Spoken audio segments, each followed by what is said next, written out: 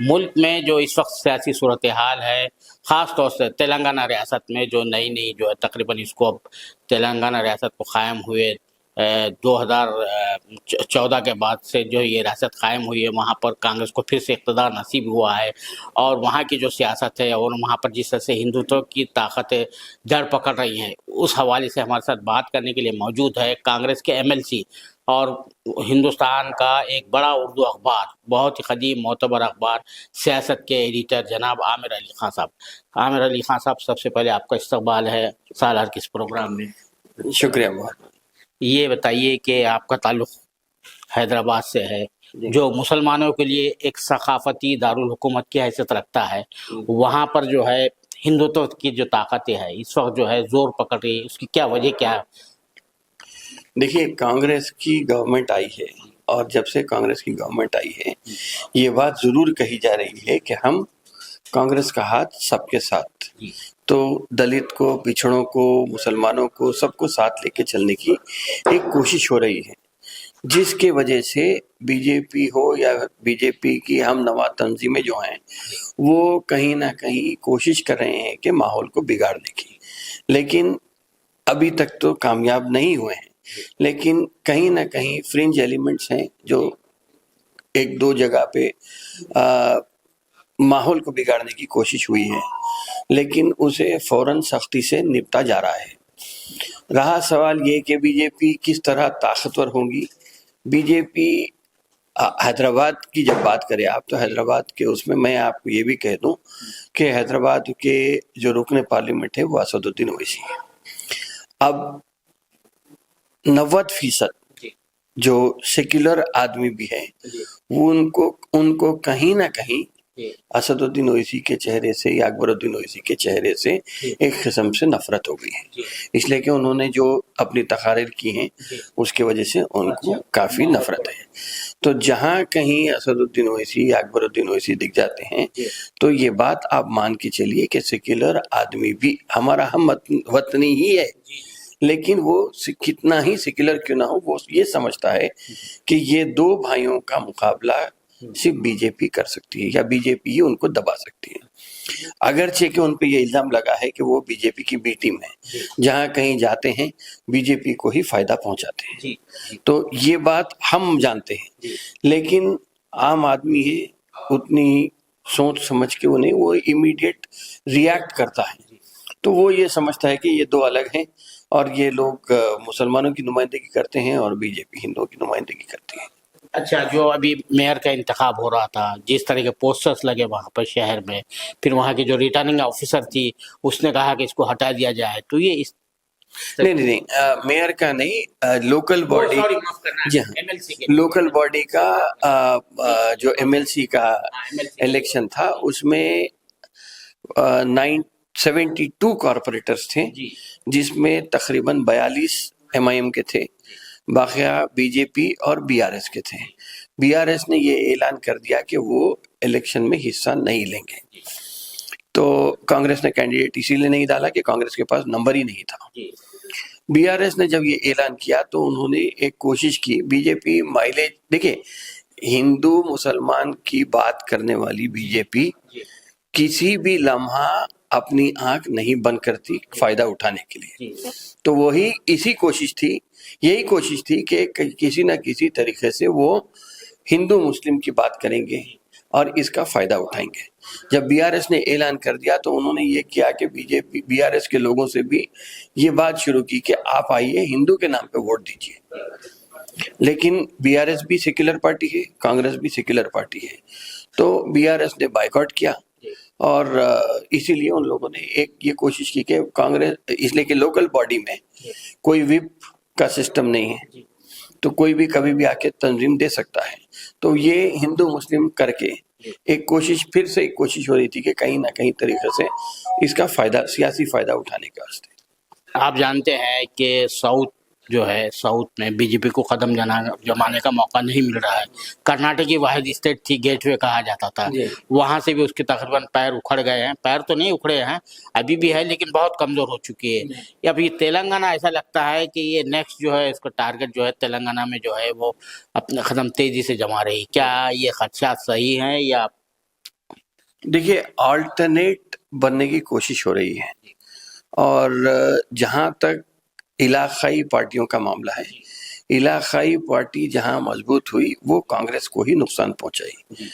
تو اب alternate B J پی بننے کی کوشش کریے، لیکن فی الوقت تو چاہے وہ بی آر ایس ہو یا بی جے پی ہو، ان کو یہ مان کے چلنا ہے کہ 3 سال تک تو ان کو کوئی چانس نہیں ہے بننے کا، بلکہ 3.5 سال میں یہ کہوں 3.5 سال تک تو ان کو کوئی چانس نہیں ہے. 3.5 سال کے بعد کا ماحول کیا ہوتا ہے، اس لیے کہ لوگ ابھی بھی یاد کرتے ہیں 2 کروڑ لوگوں کی نوکری کی بات آئی تھی، 15 لاکھ روپے دینے کی بات آئی تھی، اور اسی طریقے سے جو فی الوقت جو ملک میں معاشی بحران مچا ہوا ہے، اس سے میں یہ نہیں کہوں گا کہ مسلمانوں پہ افراط زر کا اثر زیادہ ہے، ہندو بھائیوں پہ کم ہے، سبھی پہ وہی بات ہے.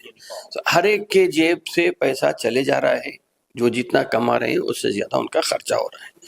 جی ایس ٹی آیا تو ہر آدمی سے آپ اینٹتے چلے جا رہے ہیں پیسے. تو کہیں نہ کہیں معاشی اعتبار سے جو پریشانیاں ہو رہے ہیں، ہندو کو بھی ہو رہے ہیں، مسلمان کو بھی ہو رہے ہیں. 3 سال کے بعد میں سمجھتا ہوں کہ ایک بہت بڑا انقلاب آنے کا امکان ہے، جو میں سمجھ رہا ہوں. اگر وہ آتا ہے تو اس کے زور کے تلے بی جے پی بالکل نیست و نابود ہو جا سکتی ہے. لیکن جو آپ جانتے ہیں کہ سوشل جسٹس کا نام لیتے کے ساتھ ہی بی جے پی کے جو ہاتھ پاؤں پھولنے لگتے ہیں. منڈل کمیشن کی سفارشات نافذ ہوئی تو ہمت تو نہیں تھی کہ پسماندہ طبقات کے خلاف کچھ بول سکے. مسلمانوں کو کندھا استعمال کیا، رت نکالا گیا. اب کاسٹ سینسس کی بات آئی، جب سے کانگریس کی طرف سے اور دیگر اپوزیشن جماعتوں کی طرف سے یہ مطالبہ جو ہے شدت پکڑ رہا ہے، تو وہ وقف بل لایا گیا. اسی طرح کے جو اقدامات ہوتے ہیں جو اس کا نیریٹو سیٹ کرنے کی کوشش کرتے ہیں، تو اب اس کو آپ لوگ کس طرح سے کاؤنٹر کریں گے؟ وہاں پر بھی بہت، وہاں پہ ٹی راجا سنگھ جو ایم ایل اے ہے وہ جس طرح کی زبان استعمال کرتے ہیں. نہیں، فی الوقت ایسا ہے کہ ہندوستان کی پالیٹکس میں یا ہندوستان کی سیاست میں مسلمان آج پنچنگ بیگ کی طرح ہیں، جو آئے گا مارے گا اور اس سے اسی کو فائدہ ہونے والا ہے. تو یہ مسلمانوں کے اوپر پنچنگ بیگ کے طریقے سے ہوئے ہیں. اگر آپ دیکھیں گے تو کبھی لو جہاد کا نام لیا گیا، کبھی شادی کے نام پہ 4 یونیفارم سول کوڈ کا نام ہوا، اب شربت جہاد. تو یہ مسلمانوں کو ایک طریقے سے، لیکن کبھی نہ کبھی کسی نہ ہر آدمی کو کہ آنکھ کبھی نہ کبھی تو کھل جائیں گے. تو یہ پنچنگ بیگ کی طرح ہمارے کو استعمال کیا جا رہا ہے. لیکن اس کے علاوہ اگر دیکھیں گے تو فی الوقت ہم صبر کے ساتھ جمہوری طریقے سے اپنی زندگی گزار رہے ہیں. لیکن یہ وہ وقت دور نہیں ہے جب لوگ یہ سمجھیں گے کہ اس کی یہ جو پالیٹکس ہے بی جے پی کی، وہ کہیں نہ کہیں انہیں سمجھ میں آ جائے گا. کاسٹ سینسس کی بات ہوئی، ہم نے 42% ریزرویشن کا بی سی سینسس کرایا ہے تلنگانہ میں. اس کے علاوہ ایس سی کیٹیگرائزیشن کے اوپر بھی عمل ہوا ہے. اور جو نعرہ راہل گاندھی نے دیا تھا کہ جس کی جتنی آبادی اس کی اتنی حصے داری، تو بجٹ کے اوپر یا مائنورٹی مینیفیسٹو کی حد تک آپ دیکھیں گے تو 40,000 کروڑ روپے ایس سی طبقات کے لیے منظور ہوئے ہیں. اور ہاں، جو ان کو بجٹ میں جو حصہ ہے، اور تقریباً 3,500 کروڑ کے قریب مائنورٹیز کا بجٹ ہے. تو اس میں کوئی تقابل نہیں ہے. ہم ان کے 10% ہی ہیں، ایس سی کی بجٹ کی بات کر رہا ہوں. لیکن کہیں نہ کہیں یہی بات ہو رہی ہے کہ مسلمانوں کو زیادہ بڑھتا ہو. یہ ایک نیریٹو بلڈ کرنے کا ایک کام ہو رہا ہے بی جے پی کی طرف سے. لیکن چاہے وہ لاکھ سوشل میڈیا کا استعمال کریں. بی سی سینسس کی بات آئی، بی سی سینسس کے اوپر 15 لاکھ 2 کروڑ جاب اپنی جگہ ہیں. اگر آج بھی آپ جا کے صرف یونیورسٹیز کے اوپر، یا ہندی میں بولوں تو وشو ودیالیہ کو اگر آپ جا کے دیکھیں گے تو کتنے سرکاری جابس آج خالی ہیں اور کتنے بی سیز کے لیے ہیں. اگر نریندر مودی واقع میں بی سی، اپنے آپ کو او بی سی بولتے ہیں، تو وہ ان کا فائدہ ہونا چاہیے تھا. لیکن آپ ہندوستان کی سیاست میں بھی دیکھ لیجیے، جب وزیر اعظم جس خطے سے آتا ہے، چاہے گجرات سے آنے والا ہو یا کوئی اور جگہ سے ہو، یا جس ذات سے آتا ہے، اسی ذات کا سب سے زیادہ نقصان ہوا ہے. تو میں سمجھتا ہوں کہ یہ کاسٹ سینسس جو 42% کے ہم کریں گے تلنگانہ میں، بی سی ریزرویشن لاسٹ ہوا تھا 1920s میں، کب ہوا تھا، اس کے بعد اب ہوا ہے. تو اس سے پھر سے ایک منڈل جو منڈل کا جو تھا 1980s میں سمجھتا ہوں کہ ایک نیا انقلاب برپا ہوگا اور اس کا خمیازہ بی جے پی کو بھگتنا پڑے گا. اچھا، آپ نے بی سی کی بات نکالی، بیک ورڈ کلاسز کی بات نکالی. وہاں کے بہت سے لیڈر الیکشن کے موقع پر، اسمبلی کے جب الیکشن ہو رہے تھے، بڑی تعداد میں آئے تھے، اس میں کئی پروفیسر وغیرہ بھی تھے. میری ان سے گفتگو ہوئی تھی.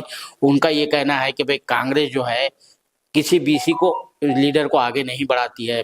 چیف منسٹر کبھی ریڈی طبقے سے بنتا ہے، جو جیسا کہ آپ کرناٹک میں دیکھتے کہ وہاں پہ وکیلگا یا لنگایت یہ بنتا ہے، ادھر جو ہے یہاں پر ریڈی یا کھما سے بنتا ہے. تو یہ جو ابھی بھی جو ان کی غرض جو ہے، ان کی جو شکایت ہے، اس کو دور کرنے کی کوشش کی گئی ہے نہیں کی گئی؟ دیکھیے، پی سی سی پریزیڈنٹ بی سی ہیں، ٹھیک ہے. آپ اس کے علاوہ دیکھیں گے تو انجن کمار یادو جو ہمارے سٹی پریزیڈنٹ ہوا کرتے تھے، وہ بھی بی سی تھے، وہ رکن پارلیمنٹ بھی تھے سکندرآباد کے. اس کے علاوہ بھی اب 5 ایم ایل سیز آئے. ابھی حال کی بات بولوں میں آپ کو، 5 ایم ایل سی، ایک ٹی آر ایس کو گیا جس میں 4 بچے تھے، 4 میں بی سی کو نمائندگی دی گئی ہے. ایک ایس سی ہیں اور ایک ایس ٹی ہیں، قبائلی طبقے سے ہیں. 2 بی سیز کو دی، ایک کانگریس نے دی ہے، اور کانگریس نے اپنی حلیف تنظیم سی پی آئی کے لیے ایک نشست جو چھوڑی تھی، وہ بھی سی پی آئی نے بھی ایک بی سی کو ہی دی ہے. تو بی سیوں کو جہاں تک بالکل خیال ہر وقت رکھا گیا ہے. اب یہ ہے کہ لیڈرشپ وہ اوپر لیول تک نہیں اٹھ پائی، وہ ان کا اپنا ذاتی فیل ہے. ورنہ تو کانگریس کی طرف سے جو سماجی انصاف کی بات ہے، اس کے اوپر بالکل 4% بھی جو اگر ریزرویشن تلنگانہ میں ملے ہیں تو وہ کانگریس حکومت نے ہی دیے تھے، اور اس کا بہت زیادہ فائدہ ہوا. آخری میرا سوال یہ ہے کہ مسلمانوں کی اقتصادی، تعلیمی، سماجی جو صورتحال ہے، پروفائل جو ہے ان کا تلنگانہ میں، آپ دیگر اسٹیٹ کے مقابلے میں کس طرح سے کمپیئر کرتے ہیں؟ تلنگانہ میں مسلمانوں کا اگر آپ دیکھیں تو نیشنل فینومینا ہے. وہ کہیں پر بھی دیکھیے، مسلمان آج کے زمانے میں سب سے زیادہ، سب سے نچلی سطح پہ اگر کوئی ہے، چاہے وہ تعلیمی اعتبار سے ہو یا معاشی اعتبار سے ہو، وہ مسلمان طبقہ ہے. 71% نیشنل ایوریج ہے لٹریسی ریٹ کا، جبکہ مسلمانوں کا 69% ہے. آپ ایس ٹیز کا بھی دیکھیں گے، ایس سیز کا بھی دیکھیں گے تو وہ بھی زیادہ 74% کے قریب ہے. تو ہم ایک طریقے سے اس کے لیے میں سمجھتا ہوں کہ کہیں نہ کہیں ہماری سیاسی قیادت ذمہ دار ہے. حکومت پہ تو الزام لگتے ہیں کہ چاہے وہ کوئی بھی پارٹی کی ہو، لیکن اس کے علاوہ اگر دیکھا گیا تو سیاسی قیادت ہماری ذمہ دار ہے. انٹرسپیکشن کی بات بولوں میں کہ کہیں نہ کہیں اگر دیکھیں گے تو سیاسی قیادت ذمہ دار ہے، اس لیے کہ بڑے بڑے فیصلے جو ہوتے ہیں وہ سیاسی کوریڈورز میں ہوتے ہیں، اور اگر سیاسی قیادت بالکل ہی سنجیدہ اگر ہوتی تو میں سمجھتا ہوں کہ یہ صورتحال پیدا نہیں ہوتی تھی. ہم عموماً آپ دیکھیں کسی بھی ہمارے قائد کو اگر بات کریں گے تو وہ یہ کہتا ہے کہ ہم نے ہندوستان میں 800 سال حکومت کی. دیکھیے، تاریخ گزر گئی، آج مستقبل ہمارا خراب ہو گیا، حال فی الوقت خراب ہو گیا. اب ہم مستقبل کی اگر فکر نہیں کریں گے تو میں سمجھتا ہوں کہ آئندہ کے دن کافی پریشان کن رہ سکتے ہیں. لیکن تلنگانہ کی حد تک اگر میں بات کروں تو جو 4% ریزرویشن دیا گیا تھا تعلیمی شعبے میں، اس سے میں سمجھتا ہوں کہ ہر سال تقریباً 20,000 لوگ پڑھ لکھ کے گریجویٹ بن کے نکل رہے ہیں. اب گریجویٹ بننے کے بعد نوکری کا انتظام ہے، لیکن پھر بھی میرا یہ ماننا ہے کہ جو سٹارٹ اپ کا کلچر آیا ہے اس سے ہماری قوم کافی زیادہ فائدہ اٹھا سکتی ہے، بلکہ فائدہ اٹھا رہی بھی ہے. آپ کہیں پر بھی دیکھیے، سیل فون ریپیئرنگ کی بات ہو، گاڑی میکینک ہونے کی بات ہو، یا ڈیجیٹل میڈیم کے اوپر بھی اگر دیکھیں، یا انفلوئنسرز کو بھی اگر دیکھیں گے تو اس میں ہمارا اچھی خاصی حصہ داری ہے.